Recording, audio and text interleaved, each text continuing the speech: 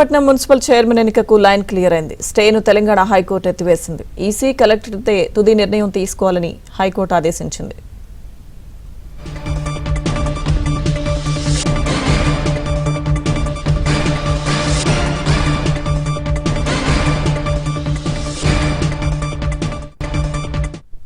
Ibrahimpatnam municipal chairman ఎన్నికకు line clear అయింది. స్టేను తెలంగాణ హైకోర్టు ఎత్తివేసింది. ఈసీ కలెక్టర్ తుది నిర్ణయం తీసుకోవాలని హైకోర్టు ఆదేశాలు జారీ చేసింది.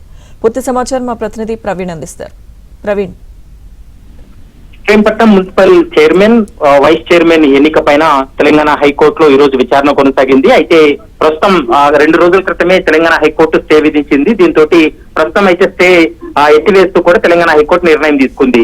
అయితే ఎన్నికలకు సంబంధించి ఇటు మున్సిపల్ చైర్మన్ కావచ్చు, వైస్ చైర్మన్ వ్యవహారానికి సంబంధించి ఈసీ కలెక్టర్ నిర్ణయం తీసుకోవాలంటూ కూడా ఆదేశాలు ఇచ్చినటువంటి పరిస్థితి అయితే స్పష్టంగా కనపడుతుంది. మరోవైపు ఇప్పటికే హెబియస్ కార్పస్ పిటిషన్ కి సంబంధించి కూడా ఈ రోజు ఆకుల యాదగిరిని కూడా కోర్టు ముందు హాజరుపరిచారు. అతని యొక్క స్టేట్మెంట్ రికార్డ్ చేయడం జరిగింది.